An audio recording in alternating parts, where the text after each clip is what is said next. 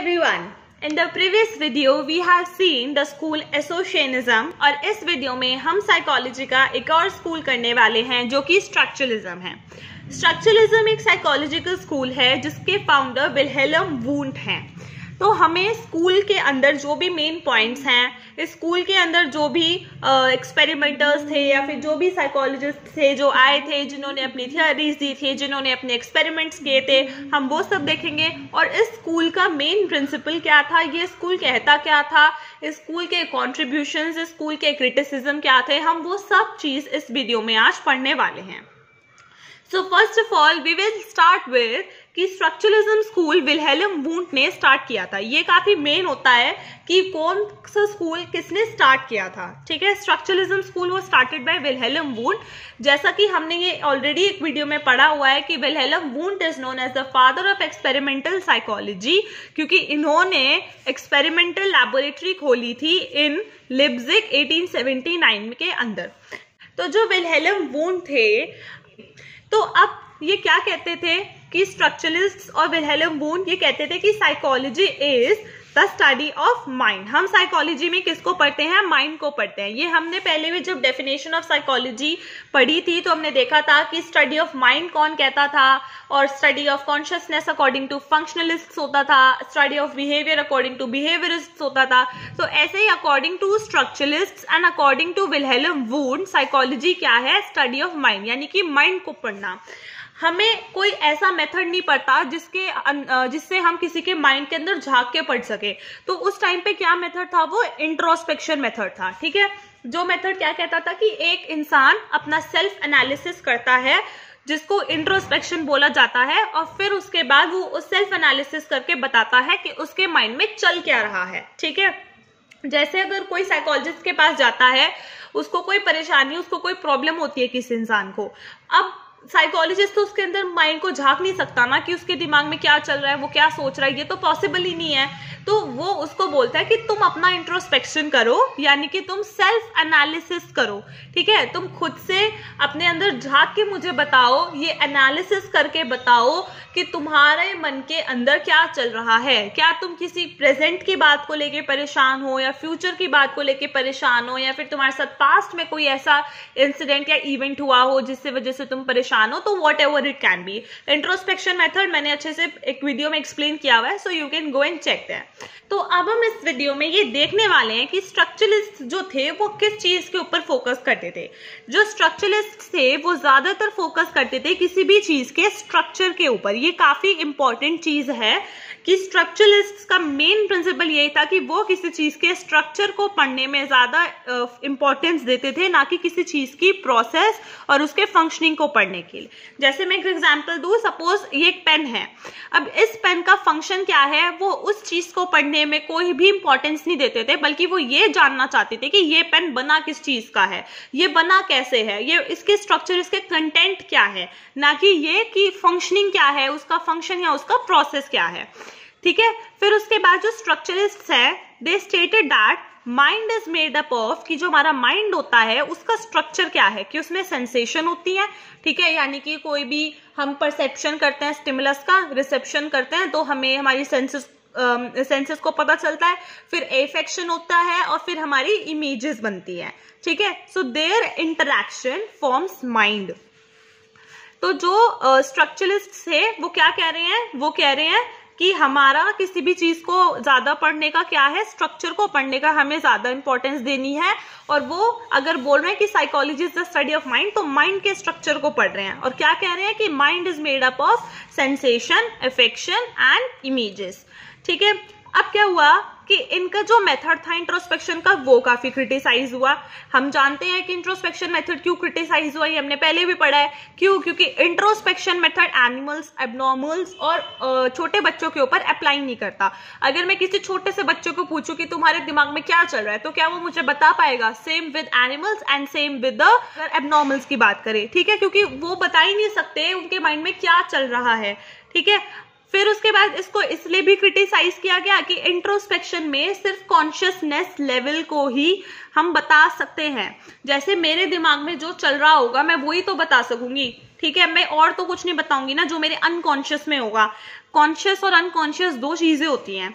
Conscious में हमारे सारे वो थॉट्स, हमारी सारी वो इमेजेस, वो सब कुछ जो जिसके बारे में हम अवेयर होते हैं, जिसके बारे में हमें पता होता है। और अनकॉन्शियस जैसा कि हमें पता है कि हमारे वो सारे थॉट्स, वो सारे हमारे इमोशंस या फिर वो सारे हमारे जो भी हमारे दिमाग में चल रहा होता है जिसके बारे में हम बिल्कुल अनअवेयर होते हैं, जिसके बारे में हमें कुछ पता ही नहीं होता। तो अगर मैं इंट्रोस्पेक्शन करूंगी तो मैं उसी चीज का तो कर पाऊंगी ना जो मेरे दिमाग में चल रहा है, मैं उसे वही तो बता पाऊंगी ना जो मेरे दिमाग में चल रहा होगा, चाहे वो पास्ट में हो या फिर वो प्रेजेंट में हो, चाहे वो फ्यूचर में हो। मैं वो तो नहीं बता पाऊंगी जिसके बारे में मेरे को पता ही नहीं है, ठीक है। तो और अनकॉन्शियस जो होता है वो सिर्फ वो कितना होता है, वो होता है हमारा 90%, और कॉन्शियसनेस कवर करता है सिर्फ हमारा 10%। और इंट्रोस्पेक्शन यानी कि सिर्फ कॉन्शियसनेस को पढ़ना, यानी कि वो तो सिर्फ 10% को पढ़ रहा है, जो मेजर 90% पार्ट है उसका क्या फिर, ठीक है। तो इंट्रोस्पेक्शन मेथड इन सारे फॉलोइंग रीजंस की वजह से क्रिटिसाइज हुआ था। अब उसके बाद ये तो हमने विल्हेल्म वुंट के बारे में पढ़ा सब कुछ, ठीक है, कि विल्हेल्म वुंट क्या कहते थे, विल्हेल्म वुंट ने कौन सा मेथड बताया था माइंड के लिए पढ़ने के लिए। अब उसके बाद विल्हेल्म वुंट का स्टूडेंट था टिचनर, ठीक है, टिचनर था। ये सारे स्ट्रक्चरलिज्म स्कूल के अंदर आते हैं, ये हमें अच्छे से याद रखने हैं। अब टिचनर ने जो वुंट का सिस्टम था, यानी कि जो वुंट की बातें थी, उसने बहुत ज्यादा नैरो करी, मतलब उसने बहुत ज्यादा वुंट के बातों को क्रिटिसाइज किया। दो उसने इंट्रोस्पेक्शन मेथड को तो काफी ज्यादा उसने मतलब फैलाया था, उसने काफी ज्यादा सपोर्ट किया था इंट्रोस्पेक्शन मेथड को, लेकिन जो बाकी और वुंट कहता था उन सबको उसने काफी क्रिटिसाइज किया, ठीक है। तो इसने क्या बताया कि मतलब जैसे कि वुंट ने बताया कि mind is made up of sensation, affection and images. तो वुंट कहता है कि मेरे को तो सिर्फ सेंसेशन समझ आता है फ्रॉम 3 बेसिक एलिमेंट्स। जो तुम बताते हो कि माइंड इन तीनों से मिलके बना है, मेरे को तो सिर्फ सेंसेशन समझ आता है, मेरे को एफेक्शन और इमेजेस नहीं समझ आता ये क्या है, ठीक है। फिर उसके बाद इसने और भी मतलब वुंट के कौन से सिस्टम को इसने क्रिटिसाइज किया, वुंट ने अपनी tridimensional theory of feelings दी थी। इसने बताया था कि हमारे जो इमोशंस होते हैं उनके 3 डायमेंशंस होते हैं, या तो हम स्ट्रेन्ड या रिलैक्स्ड होते हैं, ठीक है, या तो हम एक्साइटेड काम होते हैं, या फिर हम प्लेजेंट और अनप्लेजेंट इमोशन फील कर रहे होते हैं। तो इसने ना 3 डायमेंशंस, 3 पेयर्स बता दिए थे किसके, इमोशंस के, कि या तो हम बहुत एक्साइटेड हैं या हम बिल्कुल काम है, या हम बहुत खुश हैं या हम अनप्लेजेंट सा फील कर रहे हैं, या फिर हम रिलैक्स्ड स्टेट में या फिर हम स्टेड, ठीक है। तो अब टिचनर ने क्या किया, टिचनर ने जो टिचनर था उसने क्रिटिसाइज करा his theory and also agreed, और उसने बताया क्या कि मेरे को तो सिर्फ ये एक प्लेजेंट और अनप्लेजेंट वाला इमोशन समझ आता है, अनप्लेजेंट और अनप्लेजेंट वाला डायमेंशन समझ आता है, बाकी 2 डायमेंशंस तो मेरे को काइनेस्थेटिक इमोशंस लगते हैं, ठीक है, काइनेस्थेटिक इमोशंस लगते हैं, ये मेरे को समझ ही नहीं आते हैं क्या। तो टिचनर ने भले ही वुंट के इन सिस्टम मतलब इसने उसकी ट्राई डायमेंशनल थ्योरी को और फिर उसके बाद इसने मतलब जो भी माइंड के एलिमेंट्स दिए थे उसमें से उनको, तो उन्होंने इसको क्रिटिसाइज तो किया, लेकिन इसने उसके इंट्रोस्पेक्शन मेथड को काफी एडवोकेट किया, यानी कि काफी इसको फैलाया, काफी इंपॉर्टेंस दी, ठीक है। तो ये सारी टिचनर की बातें थी। तो पहले हमने पढ़ा है कि इसमें विल्हेल्म वुंट थे, वो कौन थे, फिर फादर ऑफ स्ट्रक्चरलिज्म भी थे, स्ट्रक्चरलिस्ट क्या कहते थे, विल्हेल्म वुंट क्या कहता था, फिर उसके बाद टिचनर आया, टिचनर ने वुंट के किस किस चीज को क्रिटिसाइज करा और किस चीज को इंपॉर्टेंस दी। वुंट ने एक मोस्ट इंपॉर्टेंट मेथड भी अपनी इस स्कूल में बताया था कि इंट्रोस्पेक्शन एक मेथड होता है जिससे हम किसी के माइंड को पढ़ सकते हैं, लेकिन माइंड को पढ़ना मतलब कि वो खुद ही से बताता है कि मेरे माइंड में क्या चल रहा है, मैं खुद झांके नहीं देख सकता कोई कि उसके दिमाग में क्या चल रहा है। फिर उसके बाद इसमें लास्ट जो है वो आते हैं अर्नेस्ट वेबर। कौन आते हैं, अर्नेस्ट वेबर आते हैं। अब जो अर्नेस्ट वेबर थे, इन्होंने सेंसरी प्रोसेसेस के ऊपर, डिस्क्रिमिनेशन के ऊपर, थ्रेशहोल्ड्स के ऊपर काफी काम किया। ये हमें डीपली नहीं पढ़ना है, बस हमें यही जानना है कि इन्होंने इन तीनों चीजों के ऊपर इसमें काफी काम किया था, डिस्क्रिमिनेशन हो या सेंसरी प्रोसेसेस और थ्रेशहोल्ड्स, ठीक है। थ्रेशहोल्ड्स 3 तरह के होते हैं, एब्सोल्यूट होता है, टर्मिनल होता है और डिफरेंशियल होता है। 2 हमें अभी इतना पढ़ना नहीं है इसमें, बस हमें यही जानना था। फिर उसके बाद जो अर्नेस्ट वेबर थे उन्होंने क्या बोला था, अर्नेस्ट वेबर ने ना एक एक्सपेरिमेंट किया था, तो मैं वो बताती हूँ कि वो एक्सपेरिमेंट क्या था। हमने ये एक्सपेरिमेंट उन्होंने बताया था कि जैसे 2 रूम्स है, एक रूम में अराउंड 100 ऑफ कैंडल्स जल रही है और एक रूम में सिर्फ 1 कैंडल जल रही है।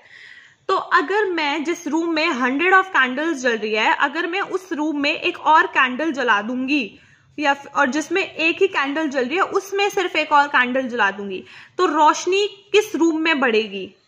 ऑब्वियसली इसमें बढ़ेगी, ठीक है। क्यों? क्योंकि इसमें सिर्फ एक ही जल रही थी, तो एक और जला दी तो एकदम से रोशनी थोड़ी सी बढ़ गई, लेकिन इसमें ऑलरेडी 100 जल रही थी, तो अगर एक और जला दी तो कुछ इतना फर्क नहीं नोटिस किया गया, ठीक है। ऐसा ही होता है, जहां पे ऑलरेडी इतनी रोशनी है वहां पे अगर एक और 2 कैंडल और जला देंगे तो क्या एकदम से रोशनी बहुत बढ़ जाएगी? लेकिन हाँ, अगर 100 और जला देते तो जरूर डिफरेंस क्रिएट होता, लेकिन जिसमें एक ही है उसमें अगर 1 या 2 जला देंगे तो जरूर रोशनी बढ़ जाएगी। तो अर्नेस्ट वेबर ने यही बात करी कि जब हमने उस रूम में 1 या 2 कैंडल और जलाई जिसमें सिर्फ एक ही थी, तो उससे रोशनी में फर्क आया, ठीक है। उस रूम की जो रोशनी थी, उस रूम की जो ब्राइटनेस थी वो थोड़ी और बढ़ गई और उस चीज को हमने आराम से नोटिस किया। तो वो चीज क्या थी? जस्ट नोटिसेबल डिफरेंस, ठीक है। क्या था वो? Just noticeable difference. लेकिन जिसमें ऑलरेडी 100 कैंडल्स जल रही थी उसमें अगर 1 और 2 जला दिया तो उसमें इतना फर्क नोटिस नहीं किया गया, क्योंकि उसमें ऑलरेडी काफी ब्राइटनेस है। तो यही इसने बताया था कि जब हम स्टिमुलस की इंटेंसिटी में चेंज करते हैं तो उससे जो सेंसेशन क्रिएट होता है उसे जस्ट नोटिसेबल डिफरेंस बोलते हैं। कि change in intensity of stimulus, यानी कि 1 और 2 कैंडल हमने जला के स्टिमुलस की इंटेंसिटी को चेंज किया, उससे जो सेंसेशन क्रिएट हुआ, यानी कि उससे जो ब्राइटनेस चेंज हुई, उसको हमने बोला जस्ट नोटिसेबल डिफरेंस, ठीक है। कि जिसमें ऑलरेडी 100 कैंडल्स थी उसमें 1 और 2 जलाने से रोशनी पे इतना फर्क नहीं आएगा, क्योंकि उसमें ऑलरेडी बहुत रोशनी हुई भी होगी उस रूम के अंदर, तो 1 या 2 जला देंगे तो क्या ही रोशनी में फर्क आएगा, ठीक है। लेकिन अगर उसमें हम काफी सारी एक साथ जला देते, हंड्रेड्स ऑफ दोबारा जला देते उसमें, तो तब बहुत ज्यादा रोशनी बढ़ जाती। और लेकिन जिसमें सिर्फ 1 या 2 ही है उसमें अगर हम 1 या 2 कैंडल्स और जलाएंगे तो तब उस रूम में थोड़ी रोशनी जरूर बढ़ेगी। तो जब हमने कैंडल्स को मतलब उसमें जलाया और उसमें जलाया, यानी कि जब हमने स्टिमुलस की इंटेंसिटी को चेंज किया तो उससे दोनों रूम्स में एक सेंसेशन क्रिएट हुआ, लेकिन उस रूम में वो सेंसेशन नोटिस हुआ जिस रूम में कम कैंडल्स जल रही थी, ठीक है। तो उस चीज को बोला जस्ट नोटिसेबल डिफरेंस, ठीक है। फिर उसके बाद फेचनर था, फेचनर ने इसके वेबर के ही लॉ को एक मैथमेटिकल फॉर्म में डाल दिया, ठीक है, मैथमेटिकल फॉर्म में। और उस लॉ को क्या बोल दिया गया फिर? वेबर फेचनर लॉ, क्योंकि फेचनर ने वेबर के लॉ को मैथमेटिकल फॉर्म में डाला था। तो अब उसके बाद क्या था वो मैथमेटिकल फॉर्म? जैसे कि डेल्टा आई। डेल्टा आई क्या है? यहाँ पे delta I stands for change in intensity, यानी कि हमने क्या किया, इंटेंसिटी में जो चेंज आया, मतलब हमने जो 2 रूम्स में जब हमने कैंडल्स और ज्यादा जलाई तो उससे जो चेंज आया हमारे स्टिमुलस की इंटेंसिटी में, आई ऑलरेडी कितनी रोशनी हो रही थी या फिर ऑलरेडी कितनी कैंडल्स जल रही थी, और के यानी कि हमने दोनों रूम्स में इक्वल कैंडल जलाई, ठीक है। तो क्या हुआ? Delta I upon I is equal to K. ये वेबर फेचनर लॉ है, क्योंकि इसने फेचनर ने अर्नेस्ट वेबर के लॉ को एक मैथमेटिकल फॉर्म में डाला कि के स्टैंड्स फॉर हमने दोनों रूम्स में इक्वल कैंडल जलानी है।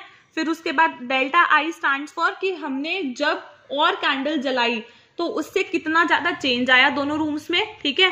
फिर उसके बाद आई क्या? ऑलरेडी पहले से क्या था, ऑलरेडी पहले से स्टिमुलस क्या था, ठीक है। फिर उसके बाद हमारा चेंज कितना आया, डेल्टा आई वो है, और के मतलब दोनों में इक्वल कैंडल्स जलाई। तो ये हमारा सब कुछ स्ट्रक्चरलिज्म स्कूल के अंदर ये सब चीजें थी, जहां पे हमने देखा कि विल्हेल्म वुंट ने स्टार्ट किया स्कूल, ठीक है। फिर उसके बाद हमने देखा कि विल्हेल्म वुंट और स्ट्रक्चरलिस्ट्स का मेन पर्पस क्या था या मेन फंक्शन क्या था, वो क्या बोलते थे स्ट्रक्चरलिज्म स्कूल के अंदर कि हम लोगों को स्ट्रक्चर पढ़ना है ना कि फंक्शंस पढ़ना है। फिर उसके बाद विल्हेल्म वुंट ने और स्ट्रक्चरलिज्म ने साइकोलॉजी को क्या बोला, फिर उसके बाद उन्होंने क्या इंपॉर्टेंट मेथड दिया माइंड को स्टडी करने का। फिर उसके बाद हमने पढ़ा है कि टिचनर ने क्या क्या क्रिटिसाइज किया था वेबर कह रही हूँ विल्हेल्म वुंट में। और फिर उसके बाद हमने देखा कि अर्नेस्ट वेबर ने क्या लॉ दिया, और फिर हमने फेचनर देखा। तो जैसे कि हर स्कूल के एक क्रिटिसिज्म होता है और एक कंट्रीब्यूशन होता है, वैसे ही इस स्कूल के भी कुछ क्रिटिसिज्म और कुछ कंट्रीब्यूशंस थे। क्रिटिसिज्म क्या था कि इंट्रोस्पेक्शन लेड्स टू रेट्रोस्पेक्शन, कि इंट्रोस्पेक्शन से हमेशा क्या हो जाता है, रेट्रोस्पेक्शन हो जाता है। ठीक है, कि मतलब क्या होता है कि जैसे फॉर एग्जाम्पल हमें अभी कोई जैसे मेरे को गुस्सा आ रहा है अभी फिलहाल, ठीक है, तो अगर जब मेरे को गुस्सा आ रहा है और तब मेरे से कोई बोले कि अच्छा तुम अपना इंट्रोस्पेक्शन करो कि तुम्हें गुस्सा क्यों आ रहा है, क्या तुम पहले से तुम्हारे साथ कुछ हुआ है या बाद में तुम्हारे साथ कुछ हो रहा है, इस वजह से तुम कुछ सोच रहे हो या कुछ भी, तो उस टाइम पे क्या होगा, मैं उस टाइम पे अपने इमोशंस को कंट्रोल करूंगी, पहले मैं अपने आप को संभालूंगी, काम डाउन करूंगी, तभी तो मैं इंट्रोस्पेक्शन कर पाऊंगी। मैं उस टाइम पे उस स्टेट ऑफ माइंड में थोड़ी होंगी कि कोई मेरे को बोले कि अभी तो मेरे को गुस्सा हो रहा है और कोई मेरे को आके बोले कि चलो तुम बताओ इंट्रोस्पेक्शन करो, क्या हुआ क्या हुआ क्या हुआ, तो ऐसा नहीं होता। ठीक है, और जब हम इंट्रोस्पेक्शन उसका करेंगे उस टाइम पे हमारा वो इमोशन डिसअपियर हो चुका होगा। ठीक है, तो फिर हम सही इंफॉर्मेशन नहीं दे पाएंगे। अब introspection is only analysis of consciousness, ये हमने पढ़ा था उसमें कि इंट्रोस्पेक्शन में हम सिर्फ अपनी कॉन्शियसनेस को पढ़ते हैं कि हम वही तो चीज बता सकते हैं सामने वाले को कि जो हमें पता हो कि हम क्यों परेशान हैं फिलहाल, या फिर हम क्यों परेशान थे, या फिर हम क्यों परेशान हो रहे हैं, क्या सोच रहे हैं, तो वो ही तो सिर्फ हम जो कॉन्शियसनेस में होगा, जो हमें पता होगा, जो हमारे दिमाग में चल रहा होगा, हम उसी चीज का तो इंट्रोस्पेक्शन कर सकते हैं। उस चीज का तो नहीं कर सकते ना जो हमारे दिमाग में चल ही नहीं रहा, या फिर जो हमें पता ही नहीं, या फिर जो हमारे अनकॉन्शियस में है, जिसके बारे में हम अवेयर ही नहीं है। और हमारा कॉन्शियसनेस सिर्फ कितना है, 10%, रेस्ट ऑफ कितना है, 90% अनकॉन्शियस। तो यानी कि तुम सिर्फ 10% को पढ़ने की बात कर रहे हो। What about this 90%? फिर उसके बाद है इंट्रोस्पेक्शन इन लोगों पे अप्लाई नहीं हो सकता, ये लोग नहीं बता सकते इनके दिमाग में क्या चल रहा है। ठीक है, तो ये क्रिटिसिज्म है स्ट्रक्चरलिज्म का। फिर कॉन्ट्रीब्यूशंस भी है। इसने एक इंट्रोस्पेक्शन मेथड दिया जिसके कुछ प्लस पॉइंट्स भी थे। ये एक मेथड था जिससे कि हम लोग माइंड को पढ़ सकते हैं। ठीक है, तो इन्होंने एक मेथड दिया स्कूल ने, इंट्रोस्पेक्शन। फिर इन्होंने सेंसेशन की, परसेप्शन की, ठीक है, इन सब चीजों के बारे में बात की। और साइकोलॉजी को एक इन्होंने पॉजिटिव साइंस बताया। क्यों? क्योंकि इन्होंने एक्सपेरिमेंट्स करके बताए। ठीक है, जैसे कि वेबर आया था, उसने एक एक्सपेरिमेंट बताया था, तो इन्होंने एक्सपेरिमेंट्स किए काफी। और हमने पढ़ा है कि साइकोलॉजी फिलॉसफी से जब अलग हुई थी तो इसी बेसिस पे हुई थी, क्योंकि उसमें साइंटिफिक एक्सपेरिमेंट्स होने शुरू हो गए थे। जब हमने एसोसिएशनिज्म वाला स्कूल पढ़ा था तो उसमें जो भी फिलोसोफर्स लोग थे, ओल्डर एसोसिएशनिस्ट जो थे, वो एक्सपेरिमेंट्स नहीं करते थे, वो सिर्फ अजम्पशंस करते थे, उनके बेसिस पे कुछ भी लॉजिकल रीजंस देते थे, लेकिन कोई साइंटिफिक एक्सपेरिमेंट्स वो नहीं करते थे। लेकिन जो स्ट्रक्चरलिज्म स्कूल है, इसने एक साइकोलॉजी को एक पॉजिटिव साइंस बनाया और काफी ज्यादा कंट्रीब्यूट किया है साइकोलॉजी को एक साइंटिफिक साइंस बनाने में, फिलॉसफी से अलग करके। So thank you so much. That's all for today's video. So hope this school is clear to you. Next video में हम साइकोलॉजी के एक और स्कूल की बात करेंगे।